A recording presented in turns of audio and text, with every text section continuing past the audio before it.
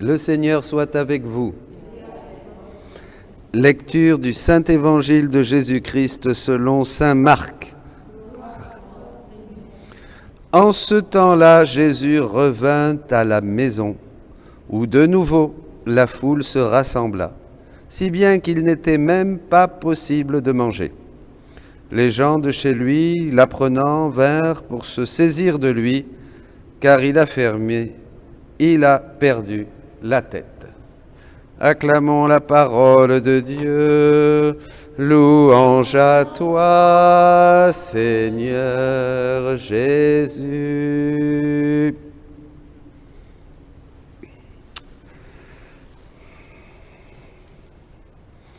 Ne perdons pas la tête.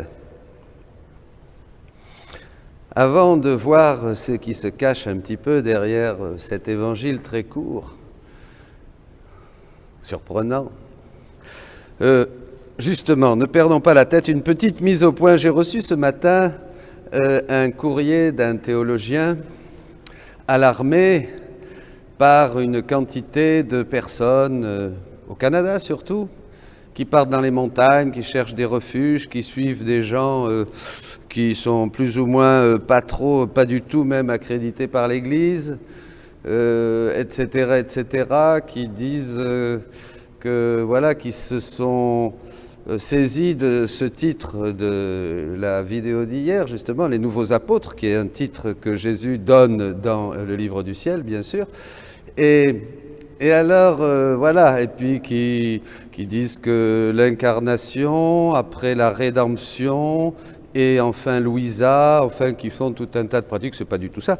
Alors, d'abord, je ne favorise absolument pas qu'on parte dans des refuges, dans des montagnes, ou je ne sais pas où, qu'on suive un peu des gens qui ne sont pas en obéissance dans l'Église. Louisa, la première, était très obéissante. Elle a eu un prêtre, et à l'époque, c'était pas facile, qui célébrait la messe tous les jours dans sa chambre. Elle a toujours obéi au prêtre. Jésus lui a toujours demandé d'obéir au prêtre. Donc tout ça, c'est très important, de ne pas donner une mauvaise interprétation et de discréditer les choses. Voilà, donc je tiens à dire ça. Quant à l'œuvre de Louisa, Jésus est très clair, et je le redis là pour couper court à tout malentendu sur ce qu'est le troisième fiat. Ma fille, dans le volume 12, 24 février 1921, ma fille, le premier fiat qui a trait à la création fut prononcé sans l'intervention d'aucune créature. Pour le second, qui a trait à la rédemption, j'ai voulu l'intervention d'une créature, et ce fut ma mère qui fut choisie. Un troisième fiat est prévu pour l'achèvement des deux premiers, et cette fois encore, une créature doit y participer, et c'est toi que j'ai choisi, Louisa Picaretta. Ce troisième fiat doit mener à leur achèvement les fiat de la création et de la rédemption. Il amènera sur la terre la réalisation du « que ta volonté soit faite sur la terre comme au ciel ». Les trois fiat sont inséparables, chacun complétant les deux autres. Ils sont un reflet de la très sainte Trinité, ne faisant qu'un et étant distincts entre eux. Voilà pour ce qui est des trois fiat. Après, ça continue, bien sûr, et c'est très intéressant, et aussi sur ces trois œuvres que l'on trouve dans le livre du ciel, dont Jésus parle abondamment. Voilà, l'ensemble des œuvres de Louisa est bien sûr reconnu par l'Église, déjà dès 1929 par saint Annibal di Francia, les 19 premiers volumes. Et ensuite, tout a été révisé pour l'ouverture de sa cause de béatification par plusieurs théologiens. Voilà, donc ça c'est important de dire cela, et ceux qui veulent plus de précision, eh bien ils peuvent aller voir, il y a une très bonne thèse du père Joseph Iannuzzi sur le don de la divine volonté dans les œuvres de Louisa Picaretta, et puis d'autres théologiens en France et à l'étranger, des évêques en Italie, bien sûr, et d'autres ailleurs, qui peuvent vraiment donner des réponses claires. Nous sommes en Église. Louisa est une fille de l'Église, bien sûr, mais Dieu choisit toujours une personne pour ouvrir à tous les autres. En fait, par le troisième fiat, c'est nous tous, mes amis, qui entrons dans cette ère, dans ce temps de grâce où nous pouvons entrer et vivre dans la divine volonté. Voilà, il y aura encore beaucoup de choses à dire. Il faut évidemment surtout lire le livre du ciel, le connaître et voir comment c'est parfaitement synchronisé, accordé avec tout ce que le Seigneur nous a révélé depuis les premières pages de la Genèse jusqu'à l'Apocalypse. Alors maintenant, justement, passons, ne perdons pas la tête, passons à l'évangile d'aujourd'hui. On accuse Jésus d'avoir perdu la tête. Eh bien, pour faire le lien, je dirais que l'amour, c'est beau ces gens qui sont saisis par Dieu, qui ont une attirance pour le ciel et qui sont prêts à tout et qui donnent tout. On me disait dans ces mails qu'ils donnaient leurs biens, ils vendaient leur maison et ils allaient... Bon, c'est l'amour fou de Jésus peut-être, mais Jésus est très clair dans le livre 9, il dit que ma fille, ma volonté perfectionne l'amour, le modifie, l'astreint, le sanctifie. L'amour est pur dans la mesure où il est conforme à ma volonté, parce que l'amour veut s'échapper, il veut tout dévorer, il veut prendre, et parfois il peut être cause de beaucoup d'imperfections. Dans l'amour, il peut y avoir beaucoup d'imperfections, même face aux choses saintes. Même en face aux choses saintes. Dans ma volonté, cela n'arrive jamais. Tout y est parfait. Les âmes sont une proie de l'amour quand je les prive de ma présence. Et là, elles désirent le Seigneur, elles le cherchent de tout leur cœur. Elles sont languissantes, délirantes, folles, inquiètes, impatientes. Si ce n'était pas ma volonté qui les nourrit, les calme et les fortifie, l'amour les tuerait. Bien que l'amour soit le premier-né de ma volonté, il a toujours besoin d'être corrigé par ma volonté, et moi, je l'aime autant que je m'aime moi-même. C'est clair, voyez ? Donc, on ne peut vivre un vrai amour, un saint désir de courir dans les bras de Jésus, que quand nous le vivons avec sa volonté et dans sa volonté. Et sa volonté implique l'obéissance à l'Église, la soumission à votre curé. Allez voir votre curé. Si vous voulez faire connaître la divine volonté, demandez-lui la permission. Voilà, très simplement. Ça demande d'être soumis aux évêques et d'aimer notre Saint-Père et d'obéir à l'Église, notre mère. Voilà. Alors, Jésus...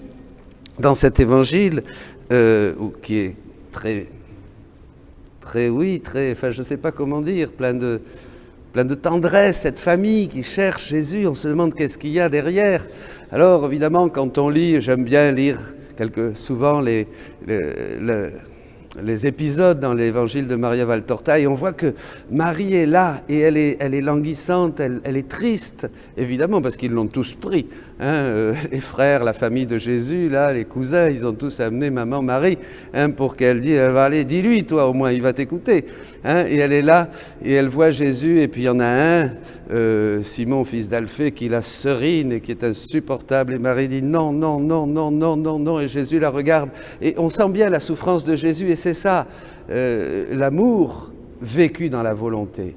Et Jésus va dépasser ce lien de la chair et du sang, l'amour de son humanité, l'amour qu'il a pour sa mère, pour faire la volonté du Père. Ça nous rappelle l'épisode au temple, ne savez-vous pas que je dois être aux affaires de mon Père? Et ça, c'est très beau, vous voyez. C'est-à-dire cet amour qu'il a va être dépassé par cette force de la divine volonté dans laquelle l'humanité de Jésus était absolument immergée, puisque tous ses actes étaient vécus dans la divine volonté. Et Marie, dans cet épisode, regarde son fils, et bien sûr, elle lui dit, je sais, tu sais, allons. Voilà. Et Jésus dit, j'ai la bénédiction du Père et j'ai la bénédiction de ma mère. Donc c'est très beau.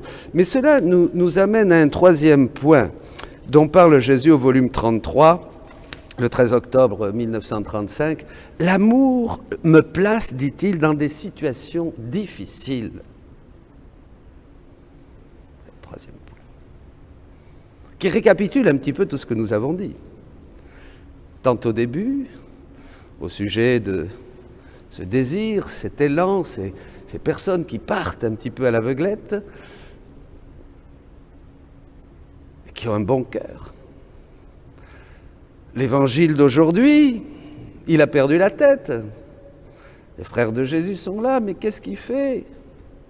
Et Jésus lui-même va dire, et c'est lui qui le dit dans ce volume 33, « L'amour me place dans des situations difficiles. » Et je voudrais terminer avec ça parce que c'est important. « Aimez-moi, aimez-moi, je ne veux rien d'autre que l'amour. Mes plus grandes souffrances sont de ne pas être aimé. Et je ne suis pas aimé parce que ma volonté n'est pas faite. » On revient à la même chose, amour et vérité se rencontrent. Il n'y a pas d'amour sans un vécu sans faire, et mieux encore vivre dans la divine volonté. Et Jésus est là, et l'immensité de ces flammes qui le dévorent, les flammes de son amour, il les ressent. Mais quand on l'aime vraiment comme il le désire, il sent un doux repos. Si tu savais à quel point mon amour me place dans des situations difficiles, et il va le dire 3 fois, les créatures sorties de mon humanité étaient à moi, incorporées à moi. Je pouvais dire qu'elles formaient mon humanité elle-même. Comment alors ne pas les aimer? Ce serait comme ne pas aimer sa propre vie. Oh, dans quelles conditions difficiles mon amour me place. Et dans cet évangile où il voit ces gens qui s'opposent à lui, cet homme qui va à l'encontre de son travail, de son apostolat pour sauver les créatures et qui discute avec la mère de Jésus. Vous voyez comme ça doit être dur, ces liens de la chair et du sang que Jésus doit dépasser.